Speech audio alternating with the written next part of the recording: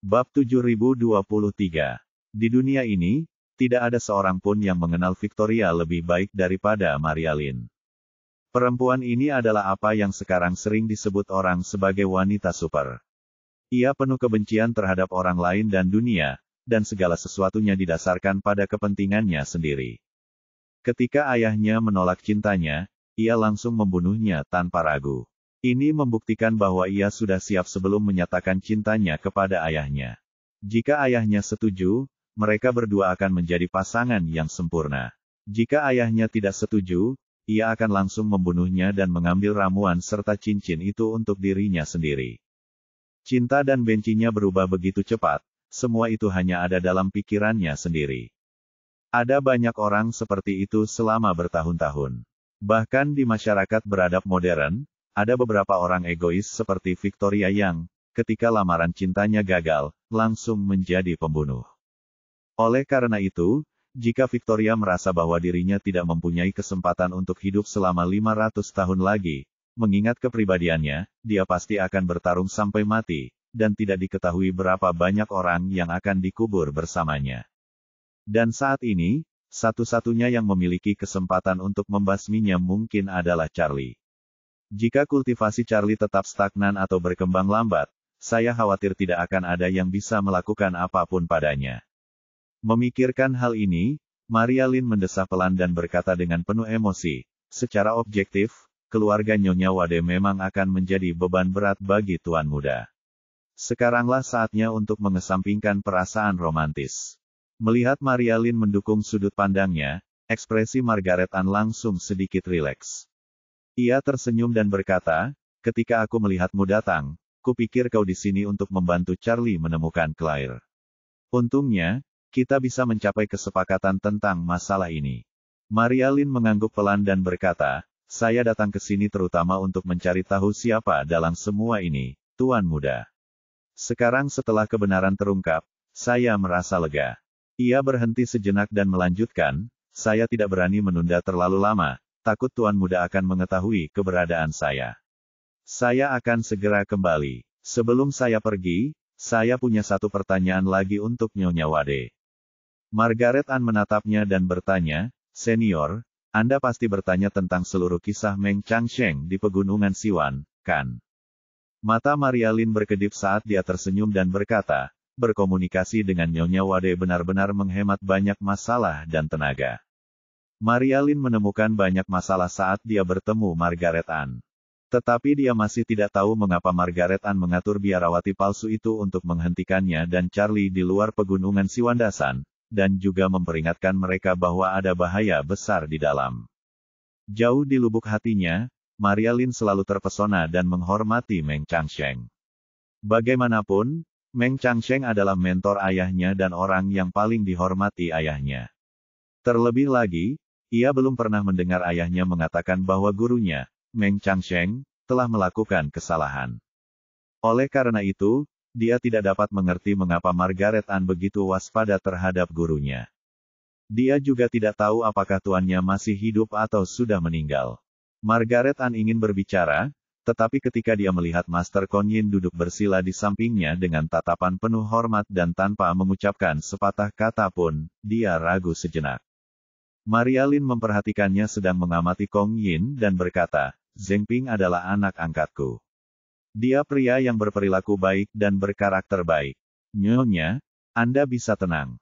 Margaret Ann mengangguk, merenung sejenak, lalu berkata dengan nada mengejutkan, aku menduga semua yang terjadi pada Charlie sekarang adalah hasil dari rencana jahat Meng Changsheng selama beberapa ratus tahun terakhir.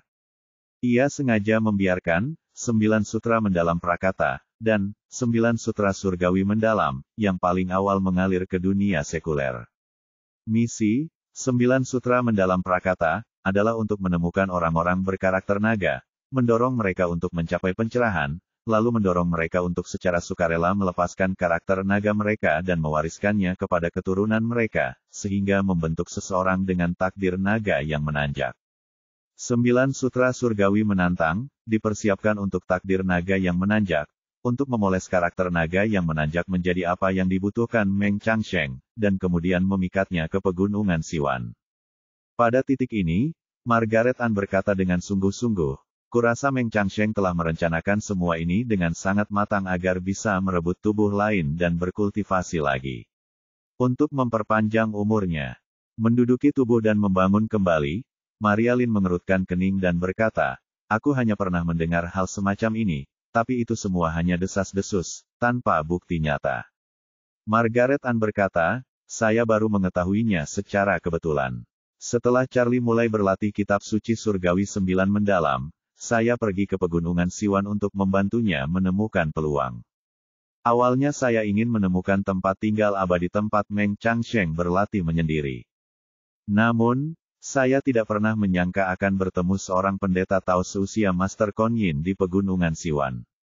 Pendeta Tao itu tiba-tiba muncul, menghalangi jalan saya, dan mengatakan bahwa jika saya melangkah lebih jauh, saya akan mencapai neraka Danau Darah. Neraka Danau Darah. Maria Lin berseru, neraka Danau Darah yang disebutkan para Taois seharusnya hanya legenda seperti 18 lapisan neraka. Bagaimana mungkin ada di pegunungan 100.000? Margaret Ann menjelaskan, neraka Danau Darah yang dimaksud para Taois adalah tempat berkumpulnya arwah-arwah pendendam orang-orang yang meninggal secara tidak adil atau melakukan dosa. Pendeta Tao mengatakan itu adalah neraka Danau Darah karena, seperti neraka Danau Darah yang digambarkan para Taois, banyak orang meninggal secara tidak adil di sana. Pendeta Tao mengatakan bahwa jauh di dalam pegunungan 100.000 terdapat sebuah formasi yang diciptakan dengan pengorbanan nyawa yang tak terhitung jumlahnya, dan formasi itu masih beroperasi hingga saat ini. Seorang kultivator jahat pasti telah tewas di dalamnya. Bingji, gumam Maria Lin, kudengar Bingji adalah saat mereka yang gagal dalam kesengsaraan melarikan diri, meninggalkan tubuh fisik mereka, tetapi tetap mempertahankan jiwa mereka. Jadi, inilah jalan legendaris untuk menjadi abadi. Ya, Margaret Ann mengangguk berat dan melanjutkan penjelasannya, pendeta Tao juga mengatakan itu adalah jalan menuju keabadian. Maria Lin bingung, tapi, seharusnya tidak begitu, konon di dunia ini, hanya kultivator di tahap penyeberangan kesengsaraan yang bisa mencapai transformasi menjadi dewa sesat di saat gagal. Yang lain tidak memiliki kemungkinan transformasi. Begitu umur mereka berakhir, jiwa mereka akan hancur dan roh mereka akan hancur. Kultivasi guru bahkan belum melampaui 1000 tahun umur, apalagi tahap penyeberangan kesengsaraan. Bagaimana mungkin dia bisa mencapai transformasi menjadi dewa sesat? Margaret Ann mendesah, ini bagian yang paling mengerikan. Pendeta Tao itu sendiri adalah seorang kultivator. Dia memberitahu saya bahwa roh primordial setiap kultivator akan lenyap begitu saja setelah kematian. Alasan mengapa kultivator jahat dalam formasi itu mampu lenyap meskipun kekuatannya terbatas adalah karena sebelum kematiannya, ia menggunakan nyawa banyak orang untuk mereplikasi danau neraka darah di pegunungan 100.000 menurut legenda Tao. Danau neraka darah itu telah melampaui 5 elemen dan 3 alam dan menyembunyikannya dari siklus reinkarnasi. Jika memang ada api penyucian di dunia ini, maka pada dasarnya ia telah menciptakan api penyuciannya sendiri di dunia manusia. Surga menganggapnya bagian dari neraka, dan neraka menganggapnya bagian dari dunia manusia. Dan kultivator jahat yang membunuh banyak orang itu bisa mati di sini tanpa dihukum oleh surga. Pada titik ini, Margaret Ann menatap Maria Lin dan bertanya dengan serius, untuk bisa membunuh banyak orang di pegunungan Siwan, kejadian ini pasti terjadi di zaman kuno. Petik 2. Meng Changsheng telah mengasingkan diri di pegunungan Siwan selama bertahun-tahun, jadi wajar saja dialah yang paling mencurigakan. Lagi pula, Meng Changsheng telah hidup selama 1000 tahun. Mengingat obsesinya terhadap keabadian, dialah orang yang paling mungkin melakukan hal seperti itu. Maria Lin menggelengkan kepalanya dan berkata, tapi, ayahku pernah berkata bahwa guru-guruku meninggal karena sebab alamiah setelah hidup selama 1000 tahun. Sebelum wafat, beliau memberikan 2 pil hijau abadi kepada beliau dan Victoria. Setelah ayahku dan Victoria mengurus pemakamannya, beliau hendak meninggalkan gunung ketika Victoria menyerang ayahku. Saat itu, guru-guruku sudah meninggal. Jika beliau memang kultivator jahat, itu akan bertentangan dengan apa yang dikatakan ayahku. Beliau menceritakan semua ini kepadaku sebelum wafat, jadi kupikir beliau tidak akan pernah berbohong. Margaret Ann menghela napas, senior, ayahmu tidak berbohong. Meng Changsheng lah yang berbohong. Tuan yang berbohong. Kenapa Nyonya Wade berkata begitu? Pada saat ini, wajah Maria Lin penuh dengan keterkejutan dan kebingungan. Margaret Ann bertanya kepada Maria Lin, Senior, apakah Anda tahu sedikit tentang kehidupan Meng Changsheng? Misalnya, kapan dia lahir dan kapan dia meninggal? Maria Lin berkata tanpa pikir panjang, guru saya lahir di kota Chang'an pada tahun pertama pemerintahan Linde dari dinasti Tang, yaitu tahun 664 M, dan meninggal pada tahun 1663, yaitu tahun kedua pemerintahan Kangqi dari dinasti Qing, tepat 1000 tahun yang lalu.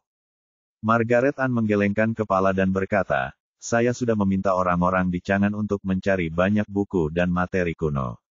Karena Meng Changsheng lulus ujian kekaisaran dan menjabat sebagai pejabat di istana, beberapa buku sejarah resmi memuat catatan tentangnya. Menurut catatan sejarah resmi, Meng Changsheng memang lahir pada tahun pertama era Linde. Namun, hal ini bertentangan dengan apa yang dikatakan pendeta Tao, jadi saya menyewa beberapa perampok makam untuk mencari petunjuk di makam kuno keluarga Wu dari dinasti Tang. Setelah lebih dari setahun mencari, hingga Senior dan Charlie pergi ke pegunungan Siwan, kami akhirnya menemukan sebuah dokumen dari lebih dari 1000 tahun yang lalu dari keluarga Wu. Dokumen itu menyatakan bahwa cucu generasi ke-16 keluarga Wu saat itu bernama Meng Seng, dengan nama kehormatan Xintiak. Ia lahir pada tahun kedua pemerintahan Qianfeng dinasti Tang, yaitu tahun 667 M. Nama keluarga, nama depan, dan nama kehormatan semuanya cocok. Saya yakin Meng Seng ini adalah Meng Changsheng. Mata Maria Lin melebar, ekspresinya tak lagi tenang. Ia berseru, Nyonya Wade, maksud Anda Tuan Si mengubah tanggal lahirnya. Beliau sengaja mengubah usianya 3 tahun. Ya, Margaret Ann mengangguk dan berkata, berdasarkan temuanku, memang seharusnya begitu. Maria Lin mengerutkan kening. Tapi itu tidak masuk akal. Aku pernah bicara denganmu tentang seorang pria yang kau temui secara kebetulan. Leluhur pria itu adalah seorang pelayan bernama Jiang yang diterima guru di masa mudanya. Bahkan pria itu mengatakan guru lahir di tahun pertama era Linde. Jadi, usia guru pasti kurang dari 100 tahun saat itu. Mustahil baginya merencanakan sesuatu 1000 tahun ke depan, kan?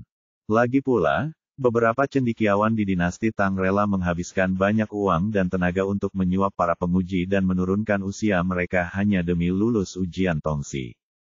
Beberapa pejabat juga menurunkan usia mereka untuk menunda pensiun, tetapi aku belum pernah mendengar ada yang benar-benar menaikkan usia mereka.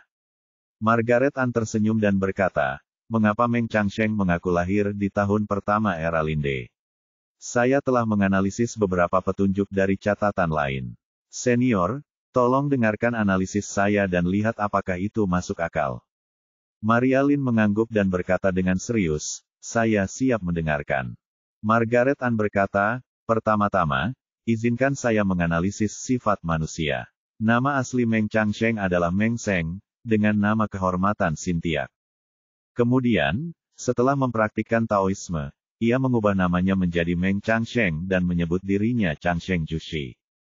Ini seperti seorang pengusaha yang awalnya bernama Meng Seng dan kemudian mengubah namanya menjadi Meng Fakai. Satu-satunya perbedaan adalah kata Changsheng terdengar lebih halus, sehingga terkesan kurang vulgar. Namun sebenarnya, logika dasarnya sama dengan nama-nama seperti Meng Fakai dan Meng Dangguan. Saya merasa bahwa seseorang yang dapat mengubah pikiran terdalamnya menjadi namanya sendiri pasti memiliki keinginan batin yang sangat kuat dan jelas bukan tipe orang yang tidak memiliki keinginan atau tuntutan. Maria Lin setuju dan berkata, analisis Nyonya Wade memang sangat masuk akal. Margaret Ann melanjutkan, ketika Meng Changsheng lulus ujian kekaisaran dan memasuki istana sebagai pejabat, kaisar masih Kaisar Gaozong Lixi. Kaisar Gaozong berganti gelar sebanyak 14 kali sepanjang hidupnya. Istrinya, Permaisuri Wu Zetian, kemudian naik tahta dan berganti gelar sebanyak 17 kali. Kaisar Gaozu dan Kaisar Taizong dari Tang masing-masing hanya menggunakan satu gelar, sementara kaisar lainnya umumnya menggunakan satu atau dua. Konon, Kaisar Gaozong dan Permaisuri Wu sering berganti gelar karena mereka berdua percaya pada Taoisme, I Ching, dan Feng Shui. Setiap gelar memiliki makna khusus bagi mereka, dan kemungkinan besar karena mereka sering menggunakan I Ching dan 8 trigram untuk ramalan. Kemudian ia melanjutkan, saya meminta seseorang menghitung tanggal dan waktu lahir Meng Changsheng, yaitu tahun pertama Qianfeng. Secara pribadi, kariernya di pemerintahan tidak terlalu menjanjikan, dan tidak akan banyak berguna bagi negara. Mengingat tanggal dan waktu lahirnya, serta keyakinan Kaisar Gaozong yang mendalam pada Taoisme dan I Ching, ia tidak akan memiliki prospek masa depan. Setelah jeda, Margaret An melanjutkan, mengenai bagan kelahirannya yang tercatat dalam sejarah resmi, tahun pertama era Linde, saya sudah meminta seseorang menghitungnya. Jika kita mengacu pada bagan kelahiran itu, dia pasti ditakdirkan untuk karir pejabat tinggi. Bagi bangsa, dia adalah bakat langka yang mampu menyelamatkan negara dari kehancuran. Ketika Meng Changsheng mengamalkan Taoisme, ia berusaha sekuat tenaga untuk mencapai keabadian. Ketika ia menjadi pejabat, ia pasti akan berusaha sekuat tenaga untuk menapaki jenjang karir. Ia pasti akan mengubah tanggal lahir dan horoskopnya untuk mempersiapkan karir resmi yang sukses. Ia pasti akan mampu melakukan hal seperti itu. Maria Lin merasakan hawa dingin menjalar di tulang punggungnya saat ia bergumam, wajahnya pucat. Jika itu benar, maka pada tahun 1663, guru baru berusia 997 tahun, 3 tahun sebelum kematiannya secara alami. Ayah saya dan Victoria menuruti keinginannya dan mengatur pemakamannya. Saya pikir beliau pasti telah memalsukan kematiannya. Benar, kata Margaret An. Meng Changsheng tidak akan membiarkan ayahmu dan Victoria mengetahui niat dan rencananya yang sebenarnya. Dia memalsukan kematiannya dan menipu kedua muridnya, memberinya waktu 3 tahun untuk mempersiapkan neraka danau darah, yang akan memungkinkannya hancur sebelum kematiannya. Itulah tujuan sebenarnya. Setelah itu, Margaret An melanjutkan, saya juga menelusuri catatan sejarah kabupaten di sekitar pegunungan Siwandasan. Antara tahun 1664 dan 1666, daerah tersebut mengalami bencana alam langka, yang memaksa sejumlah besar pengungsi meninggalkan rumah mereka dan mengungsi, yang jumlahnya setidaknya puluhan ribu.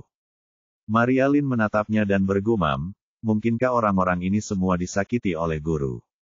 Margaret An menggelengkan kepala dan berkata, aku tidak punya bukti langsung untuk ini, tapi menurut senior itu, pembentukan formasi danau darah neraka membutuhkan pengorbanan darah dalam jumlah besar dan jiwa-jiwa yang tersakiti. Lagi pula, aku sudah memeriksa hampir setiap catatan sejarah kabupaten dalam radius ratusan atau ribuan mil dari pegunungan 100.000. Selama periode yang sama, dan dalam 1 atau 2 tahun berikutnya, tidak ada catatan tempat manapun yang menerima pengungsi dalam jumlah besar, juga tidak ada catatan peningkatan bandit lokal yang tiba-tiba.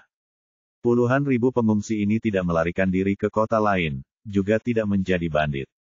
Jadi kemana mereka pergi? Ketika Maria Lin mendengar ini, seluruh tubuhnya tak kuasa menahan gemetar hebat, dan matanya pun dipenuhi air mata. Dia adalah orang yang cerdas dan tahu bahwa apa yang dikatakan Margaret An, jika disatukan, sudah cukup untuk membuktikan segalanya.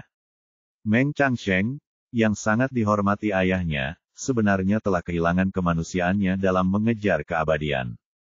Menggunakan nyawa puluhan ribu orang untuk membangun formasi neraka, hanya agar dia bisa mati di dalamnya dan menghindari kehancuran jiwanya, metode ini sangat kejam.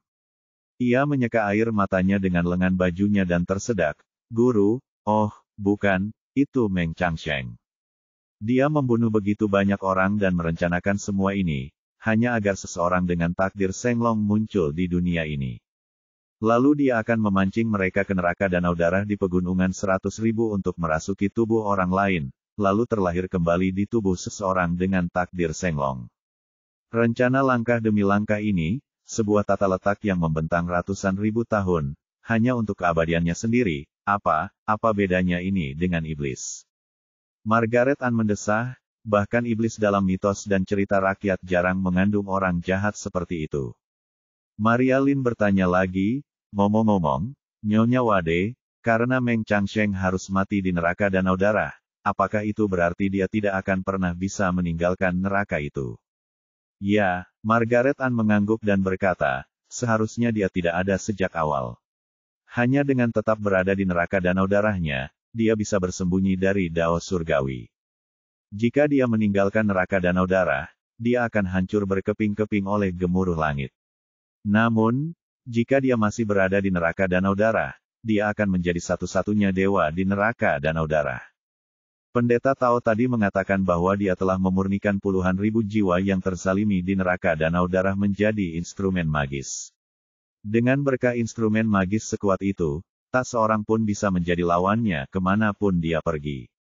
Maria Lynn menghela napas lega dan berkata, ini juga berarti selama kau tidak pernah pergi ke pegunungan 100.000 dan tidak pernah datang ke kampung halamannya, dia tidak akan pernah bisa berbuat apapun padamu, karena dia tidak bisa meninggalkan neraka danau darahnya, kan? Margaret Ann merenung dan berkata, secara teori, itu benar, tetapi saya selalu merasa semuanya tampak tidak sesederhana itu.